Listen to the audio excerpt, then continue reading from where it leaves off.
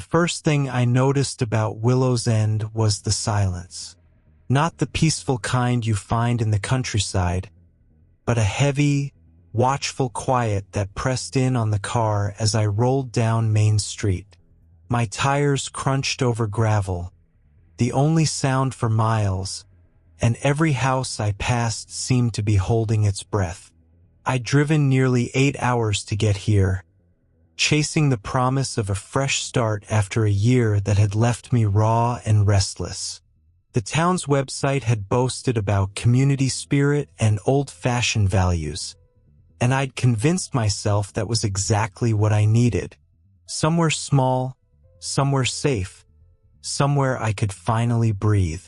I pulled up in front of the town hall, a squat brick building with faded bunting still hanging from the porch. The air was sharp with the scent of pine and something faintly metallic.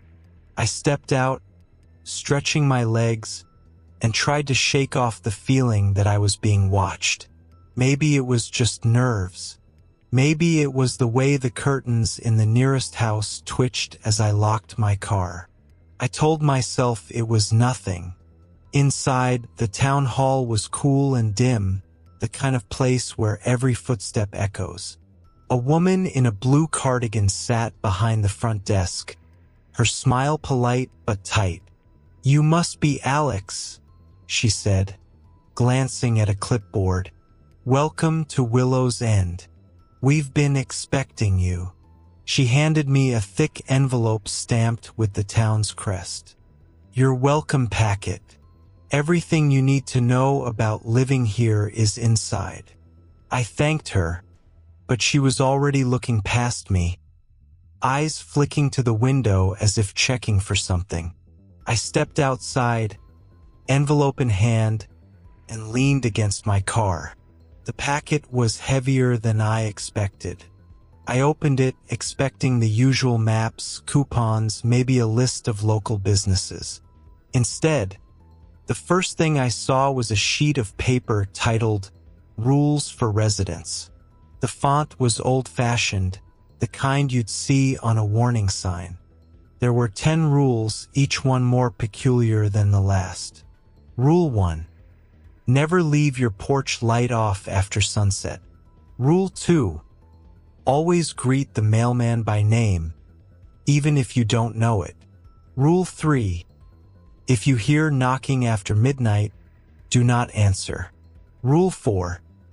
Never walk the streets alone on the last Friday of the month. Rule 5. If you see a black dog at the crossroads, turn around and go home. The list went on, each rule stranger than the one before. I looked up, scanning the street. The town was still, almost frozen. A single figure walked by on the opposite sidewalk, head down, moving quickly. I felt a chill that had nothing to do with the autumn air. I'd come here to escape the chaos of my old life, to find a place where I could start over. But as I stood there, reading the rules, I realized Willow's End might not be the safe haven I'd hoped for. It felt more like a test I hadn't studied for, and the stakes were higher than I could imagine. I sat in my new living room that night, the welcome packet spread out on the coffee table, the rules for residents sheet front and center. The house was old but clean, with creaking floorboards and wallpaper that had faded to a gentle yellow. I'd barely finished unpacking, but the rules kept drawing my eyes, daring me to read them again. I told myself it was just a quirky small-town tradition, something to laugh about later when I called my sister. But the longer I stared at the list, the less funny it seemed. Rule 1. Never leave your porch light off after sunset. Rule 2. Always greet the mailman by name, even if you don't know it. Rule 3. If you hear knocking after midnight, do not answer. Rule 4. Never walk the streets alone on the last Friday of the month. Rule 5. If you see a black dog at the crossroads, turn around and go home. Rule 6. Do not enter the woods behind the church after dark. Rule 7. If you find a coin on your doorstep, leave it there. Rule 8. Never accept invitations to the old mill, no matter who asks. Rule 9. If the phone rings 3 times at 3:33 a.m., unplug it and wait until sunrise. Rule 10. Always close your curtains before dusk. Each rule was followed by a short, italicized note. For your safety. In memory of the Harris family, 2017. By order of the town council. The notes were like little gravestones, hinting at stories I didn't want to know. I tried to laugh it off, but the house seemed to swallow the sound. I wondered if every new resident got the same list, or if these rules were just for me. I pulled out my phone and snapped a picture of the rules, thinking I'd send it to my sister with a sarcastic caption. But as I typed, I hesitated. What if she was worried? What if she told me to leave? I deleted the message and set the phone aside. The next morning, I brought the rules with me to the local diner, hoping to get some answers. The place was nearly empty, just a few regulars hunched over coffee. I slid into a booth and ordered breakfast, then unfolded the list and pretended to study it. The waitress, a woman with tired eyes and a kind smile, noticed right away. "First week?" she asked, nodding at the paper. "Yeah," I said, trying to sound casual. "Are these for real? Or is this just some kind of town joke?" She didn't smile. "They're real. Best you follow them." I waited for her to elaborate, but she just refilled my coffee and moved on. I watched the other customers. An older man at the counter caught my eye, then quickly looked away. A teenage girl whispered something to her mother, who shook her head and glanced at the clock. I left the diner with more questions than answers. On my way home, I passed the post office. The mailman, a tall man with a red cap, was sorting letters by the curb. I hesitated, then called out, "Good morning." He looked up, surprised, then nodded and tipped his cap. I realized I didn't know his name, but he seemed satisfied. That night, I made sure the porch light was on before sunset. I closed the curtains, double-checked the locks, and left the coin I found on the doorstep untouched. I told myself I was just being cautious, but the truth was, I felt watched. The rules weren't just a list, they were a warning, and the whole town seemed to be waiting to see if I'd follow them. I couldn't shake the feeling that someone or something was keeping score. That first night in Willow's End, I tried to settle into a routine, convincing myself that the rules were just a local quirk. I unpacked a few boxes, made a simple dinner, and let the TV drone in the background. The house was quiet, too quiet, the kind of silence that makes you notice every creak and sigh of the old wood. I told myself it was just the house settling, but every sound seemed to echo a little too long. After dinner, I wandered from room to room, checking the locks and making sure the porch light was on. I caught myself glancing at the list of rules on the fridge, rolling my eyes at how seriously I was taking it.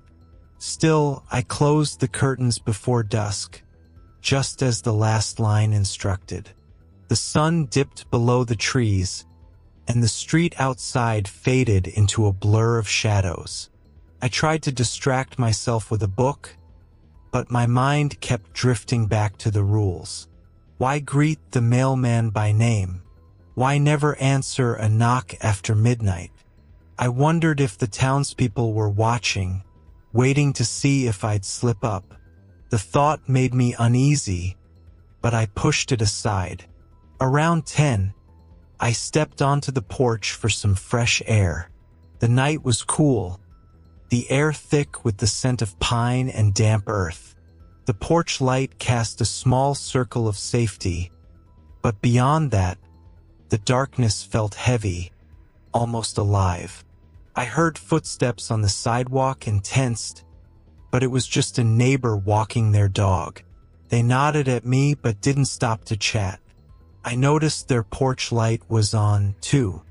Back inside, I tried to sleep, but the house seemed determined to keep me awake.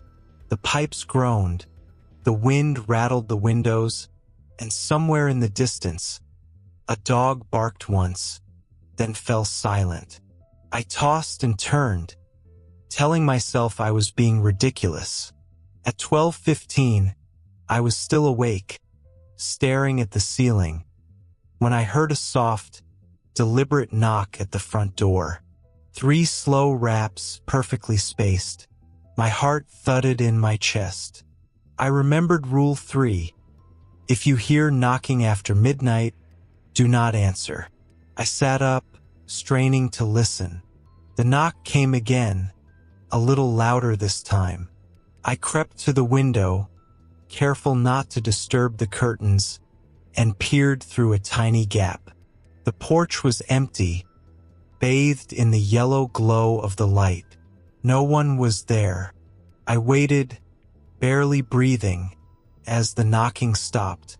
The silence returned, heavier than before. I wanted to believe it was just the wind, or maybe a branch tapping against the door, but deep down, I knew better. I backed away from the window, heart pounding, and double-checked the locks. Lying in bed, I tried to convince myself it was nothing, just my imagination running wild in a new place. But as I drifted off to sleep, I couldn't shake the feeling that the rules weren't just for show. They were a line between safety and something waiting in the dark, and tonight, I'd come closer to crossing it than I ever wanted. The next morning, I woke to a town that looked unchanged, but I couldn't shake the memory of those midnight knocks. I tried to laugh it off, blaming nerves and the unfamiliar house, but the unease lingered. I made coffee, checked my phone for messages, and tried to focus on unpacking.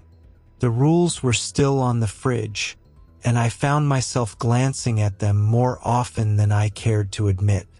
By noon, I'd convinced myself to get out of the house. I walked to the corner store, hoping to meet more locals and maybe get a sense of how seriously everyone took the rules. The clerk, a wiry man with a thick mustache, greeted me with a nod but didn't ask any questions. I bought some groceries and made small talk, but when I mentioned the rules, his face tightened. "Just follow them," he said quietly, bagging my items. "It's easier that way." On my way home, I passed Mrs. Callahan's house. She was an older woman I'd met briefly the day before, her garden overflowing with late-blooming flowers. Today, she was standing on her porch, frowning at something on her doorstep. I slowed, curiosity getting the better of me. She glanced up, her eyes darting to the coin at her feet. "Did you see who left this?" she asked, her voice trembling. I shook my head. "No, sorry." "Is it yours?" She didn't answer. Instead, she bent down, picked up the coin, and slipped it into her pocket. I remembered Rule 7. If you find a coin on your doorstep, leave it there. I almost said something, but the words caught in my throat. Mrs. Callahan forced a smile and retreated inside, closing the door with a soft click. That evening, the town felt different. The air was heavier, the shadows deeper. I made sure my porch light was on, curtains drawn tight, and tried to distract myself with a movie. But every so often, I'd glance out the window, half expecting to see something lurking in the darkness. Around 9, I heard a commotion outside. Voices, hurried footsteps, the distant wail of a dog. I peeked through the curtains and saw a group of neighbors gathered in front of Mrs. Callahan's house. Their faces were pale, their voices hushed. I couldn't make out what they were saying, but the tension was unmistakable. Suddenly, the porch light at Mrs. Callahan flickered and went out. The group fell silent, staring at the darkened house. One of them, a tall man in a flannel jacket, stepped forward and knocked on the door. No answer. He tried again, louder this time. Still nothing. A chill ran down my spine. I remembered the coin, the rule, and Mrs. Callahan's uneasy smile. I wanted to go over to see if she was all right, but something held me back. The rules echoed in my mind, a warning I couldn't ignore. The group eventually dispersed, casting nervous glances over their shoulders as they walked away. I watched as the last neighbor left, leaving Mrs. Callahan's house in darkness. The street felt emptier than before, as if something had been taken from it. That night, sleep was impossible. Every creak of the house, every gust of wind, set my nerves on edge. Around midnight, I heard it again, a soft, rhythmic tapping, but this time it wasn't at my door. It was coming from the direction of Mrs. Callahan's house, a slow, deliberate sound that seemed to echo through the night. I pressed my ear to the window, straining to hear. The tapping stopped, replaced by a low, mournful wail that sent goosebumps racing up my arms. I wanted to believe it was just the wind, but deep down, I knew better. As dawn crept over Willow's End, I looked out and saw Mrs. Callahan's porch empty. The flowers wilted, the house silent. She was gone. No one spoke of her the next day. Her mailbox was empty, her curtains drawn. The only sign she'd ever been there was the faint outline of a coin on the dusty step. I realized then that the rules weren't just suggestions, they were boundaries. And when one was crossed, something always came to collect. The days that followed blurred together, each one heavier than the last. Willow's End looked the same on the surface. Kids rode their bikes down Main Street. The bakery's bell jingled with every customer, and the church choir's voices drifted through open windows on Sunday mornings. But beneath that postcard normalcy, I felt the town's pulse quicken, as if everyone was waiting for something to go wrong. I started noticing how strictly people followed the rules. Every porch light snapped on at sunset, every curtain drawn before dusk. The mailman, whose name I finally learned was Mr. Harlan, was greeted by every resident he passed, even the ones who barely opened their doors. I watched a teenager sprint down the sidewalk one evening, desperate to get home before the last rays of sunlight disappeared. No one lingered outside after dark. My own paranoia grew with each passing night. I double-checked the locks, made sure the porch light was burning bright, and left the coin I found on my own step untouched. I tried to convince myself it was all superstition, but the memory of Mrs. Callahan's empty house haunted me. I asked a neighbor about her, but he just shook his head and changed the subject. One evening, I nearly broke Rule 10. I was distracted, scrolling through my phone, when I realized the sky outside had turned a deep, bruised purple. I rushed to the window and yanked the curtains closed, heart pounding. For a moment, I thought I saw a shadow move across the street, something too tall and thin to be a person. When I looked again, it was gone. The next day, I saw a group of kids playing near the woods behind the church. I remembered Rule 6. Do not enter the woods after dark. As the sun dipped lower, I watched them from my porch, anxiety gnawing at me. I wanted to call out to warn them, but their parents appeared and herded them home before the shadows reached the tree line.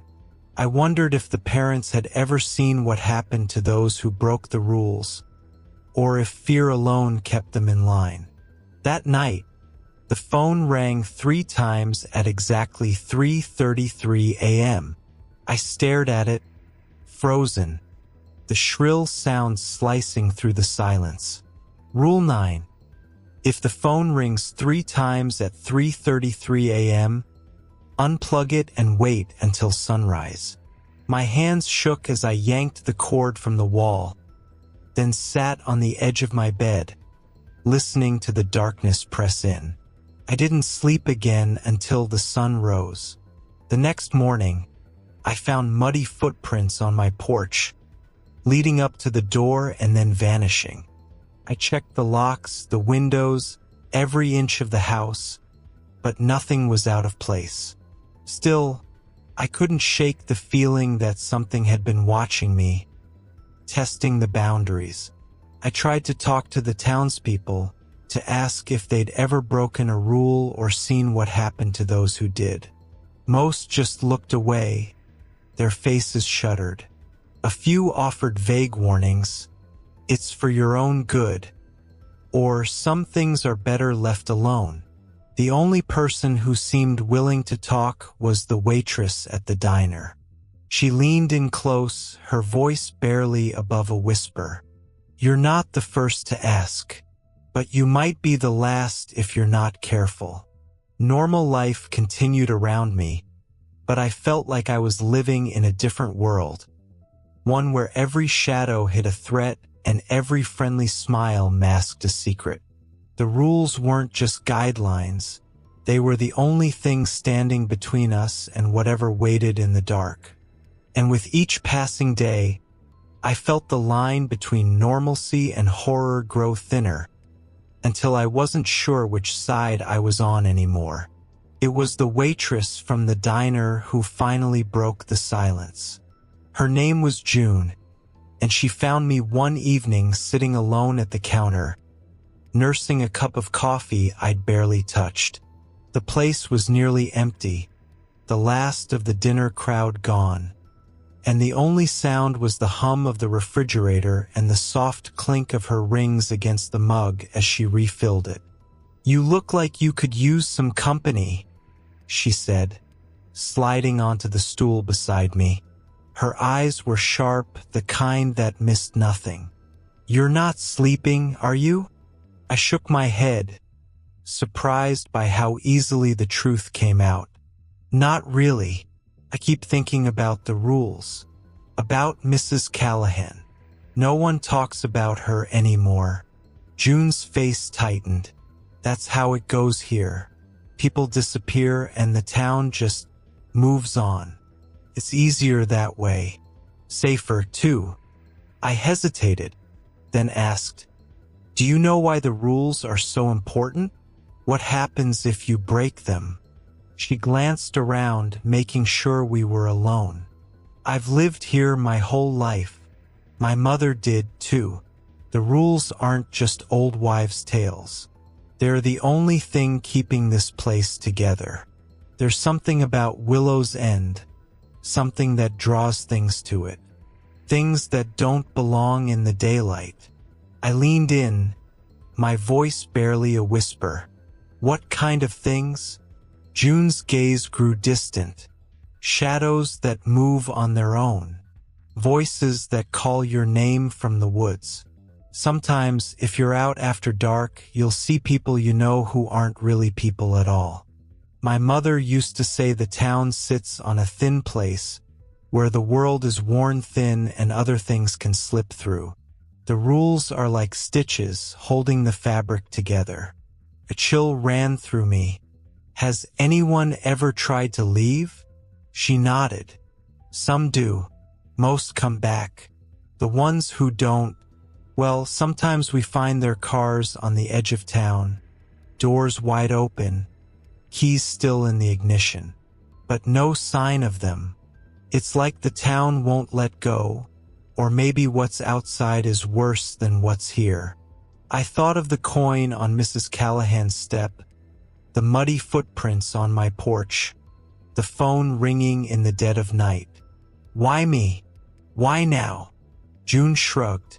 Maybe you're just unlucky, or maybe the town needs someone new to keep the balance. But listen to me, don't test the rules.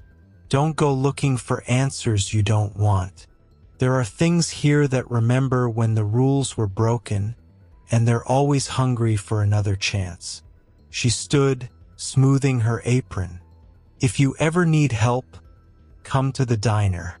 We keep the lights on all night, and the coffee's always hot. But don't expect anyone else to talk. Most folks here are too scared or too tired to remember what it was like before the rules. As she walked away, I felt both comforted and more afraid than ever. The rules weren't just about survival, they were about keeping something much worse at bay. And now that I knew, I couldn't pretend I was just another newcomer. I was part of the story, whether I wanted to be or not. It happened on the last Friday of the month, the one rule everyone seemed to fear the most. All week, the town had grown tense, conversations cut short and glances exchanged with a kind of silent dread. I'd seen June at the diner, her hands trembling as she poured coffee, and even the kids who usually played in the street were nowhere to be found. Rule 4. Never walk the streets alone on the last Friday of the month. I planned to stay inside, curtains drawn, porch light blazing, just like everyone else. But as dusk settled over Willow's End, I heard shouting from outside, urgent, panicked.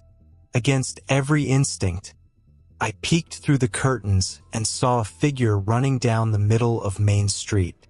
It was Mr. Harlan, the mailman, his red cap askew, waving his arms and yelling for help. Without thinking, I grabbed my jacket and rushed out the door, the rules momentarily forgotten in the face of real human fear.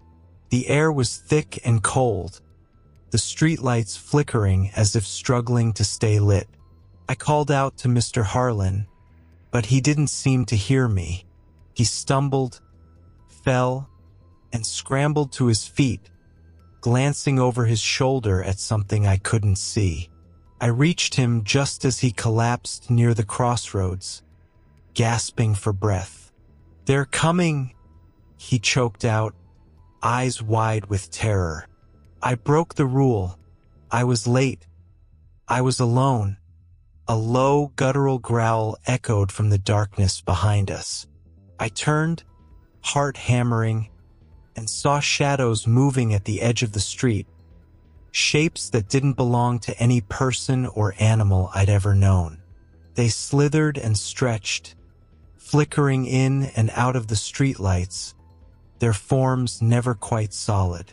The air grew colder, and the world seemed to shrink to the small circle of light around us. "Get up," I urged, pulling Mr. Harlan to his feet. We staggered toward my house, but the shadows closed in, moving faster than seemed possible. One darted across the road, blocking our path. Its face was a blur, features shifting and melting, but its eyes, if you could call them that, locked onto mine with a hunger that made my skin crawl. We backed away, searching for another escape. Doors slammed shut all along the street, curtains snapped closed, and the town that had seemed so welcoming now felt like a trap. The shadows circled, their movements jerky and unnatural, whispering in voices that sounded like whined through broken glass. Mr. Harlan whimpered, clutching my arm. "Don't let them touch you," he whispered. If they touch you, you're theirs. I remembered June's words, the rules, the warnings. I tried to keep us in the light, but the bulbs above us flickered and dimmed, the darkness pressing closer. One of the shadows lunged, its arms stretching impossibly long, and I yanked Mr. Harlan back just in time. The thing's hand brushed my sleeve, and a chill like ice shot through my body. We ran, dodging between pools of light, the shadows always just behind us. I could hear them now, whispering my name, promising safety, forgiveness, anything if I just stop running. I forced myself not to listen, focusing on the rules, on survival. We reached my porch, the light above the door burning bright. I shoved Mr. Harlan inside and slammed the door, locking it tight. The shadows gathered on the lawn, swirling and writhing, their forms growing more distinct as the night deepened. They pressed against the windows, their faces flattening into grotesque masks, mouths opening in silent screams. Inside, Mr. Harlan sobbed, rocking back and forth. "I'm sorry," he kept repeating. "I'm so sorry." I tried to comfort him, but my own fear was too great. The house groaned under the weight of the darkness outside, the lights flickering as if about to give out. I remembered the other rules: curtains closed, porch light on, never answer a knock after midnight. I checked and rechecked every lock, every window, praying the rules would hold. The shadows didn't leave. They circled the house, tapping on the glass, whispering through the walls. Hours passed, each one stretching longer than the last.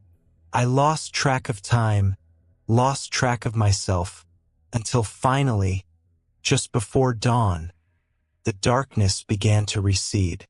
The shadows melted away, leaving only a faint chill in the air and smudges on the windows that looked like handprints. When I finally dared to open the door, the street was empty. Mr. Harlan was gone, vanished without a trace.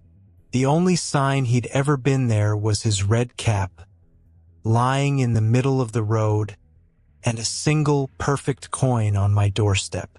I picked it up, hands shaking, and left it where it lay. The rules had been broken and the town had paid the price. I realized then that the rules weren't just about keeping the darkness out, they were about keeping us in, about making sure we never forgot what waited for us if we slipped, even for a moment. The sun rose over Willow's End, but it brought no comfort. The world outside my window looked unchanged, lawns trimmed, mailboxes upright, the bakery's signs swinging gently in the breeze. But I knew better. I could still feel the chill of the shadows, the echo of their whispers in the walls. I moved through the house in a daze, checking the locks, making sure the curtains were drawn, the porch light still burning even in daylight. No one spoke of Mr. Harlan. His red cap was gone by morning. The coin on my step vanished as if it had never existed. The mail was delivered by a stranger, a woman with a blank expression who didn't meet my eyes. The neighbors went about their routines, but their smiles were tighter, their greetings more forced. I saw June at the diner, her face pale and drawn. She poured my coffee without a word, her hands trembling just enough for me to notice. I tried to tell myself I'd done everything I could, that I'd followed the rules as best I could. But guilt gnawed at me. I'd left the safety of my house, broken the unspoken pact of silence and caution. I'd seen what happened when the rules were ignored, and I couldn't unsee it. Every night, I lay awake, listening for footsteps, for whispers, for the soft tap of something that didn't belong. The rules were no longer just a list on my fridge. They were a lifeline, a fragile barrier between me and the darkness that pressed in from all sides. I understood now why the town clung to them, why no one questioned, why everyone watched and waited. The rules were the only thing holding Willow's End together, the only thing keeping us from being swallowed whole. I found myself repeating them like a prayer, each line a ward against the things I'd glimpsed. I checked the porch light 3 times before sunset, greeted the new mail carrier by name, and never, ever looked out the window after midnight. The fear became routine, a part of daily life, woven into every action and thought. But beneath the routine, something else grew, a hard, cold resolve. I would not be the next to disappear. I would not let the darkness win. I would follow the rules, no matter how strange, no matter how much they cost me. Because now I knew the truth. The rules were not just for my safety. They were for everyone. And in Willow's End, forgetting that was the most dangerous thing of all. It was a week after the night the shadows came for Mr. Harlan when the rules were tested one last time. I was sitting in my living room, the television flickering in the background, when I heard it, a frantic pounding at my door, not the slow, deliberate knock from before, but desperate, human. I froze, heart thudding, as a voice called my name. "Alex, please, let me in. They're coming, I can't, please." It was June. I recognized her voice, raw with terror. I rushed to the door, hand hovering over the lock. Rule 3. If you hear knocking after midnight, do not answer. But this wasn't a stranger or a shadow. This was June, the only person who'd told me the truth, the only one who'd shown me kindness. I pressed my ear to the door, listening to her sobs, the panic in her voice. "Alex, please. I'm begging you." I looked at the clock, 12:07 a.m. My mind raced. If I opened the door, I'd break the rule. If I didn't, I'd leave June to whatever waited in the dark. I remembered her words, "Don't test the rules. Don't go looking for answers you don't want." But I also remembered the way she'd sat beside me in the diner, the way she tried to help when no one else would. The pounding grew weaker, her voice fading. "Please, Alex, don't let them take me." I squeezed my eyes shut, torn between fear and loyalty. I thought of Mrs. Callahan, of Mr. Harlan, of the empty houses and the coins left behind. I thought of the rules, the way they'd kept me safe, the way they'd kept all of us trapped. I wanted to believe I could save her, that kindness could matter more than caution. But in Willow's End, kindness was a risk. I stepped back from the door, tears burning my eyes. "I'm sorry, June," I whispered, my voice breaking. "I'm so sorry." The pounding stopped. Silence pressed in, thick and final. I waited, breathless, until the first light of dawn crept through the curtains. When I finally opened the door, the porch was empty. No sign of June, no footprints, no coin. Just the cold morning air and the knowledge that I had chosen survival over compassion. I closed the door, locked it, and recited the rules under my breath. I had passed the final test, but the victory felt hollow. In Willow's End, the rules kept you alive, but they also made you part of the darkness. Life in Willow's End returned to its careful rhythm, but nothing felt the same. I moved through my days with a new wariness, every action measured, every word weighed. The townspeople nodded at me with a kind of grim respect, as if I'd passed an invisible test. June's absence was never mentioned, her name quietly erased from conversations and memories, just like Mrs. Callahan and Mr. Harlan before her. The world outside my window looked unchanged, but I knew better. I'd seen what happened to those who broke the rules, and I'd felt the cost of following them. I kept the list on my fridge, the paper now worn and creased from constant handling. Each rule was etched into my mind, a mantra I repeated every night before bed. I checked the porch light, greeted the mail carrier, closed the curtains, and never answered a knock after midnight. The rituals became my armor, the only thing standing between me and the darkness that pressed in from all sides. Sometimes, late at night, I'd hear footsteps on the sidewalk or see a shadow linger at the edge of the porch light. I never looked too closely. I never asked questions. I understood now that survival in Willow's End meant more than just obeying the rules. It meant accepting the silence, the secrets, the losses that piled up like fallen leaves. But the town never let me forget. One morning, a new family moved in across the street. I watched from behind my curtains as the real estate agent handed them a thick envelope, the same welcome packet I'd received.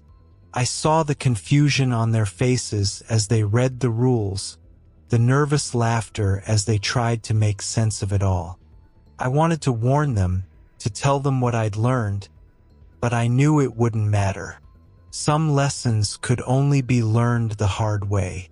That night, I saw their porch light flicker uncertainly, their curtains left half open. I heard a knock echo down the street, soft and persistent. I closed my own curtains tighter, heart pounding, and whispered the rules to myself like a prayer. In Willow's End, the rules never changed. The faces did. The dangers waited, patient and hungry, just beyond the reach of the porch lights. I understood now that the town wasn't just a place. It was a test, a trap, a story that never really ended. And as I drifted off to sleep, I wondered who would be next to break the rules and what the town would take from them in return. The welcome packet was always waiting, and the rules were always watching.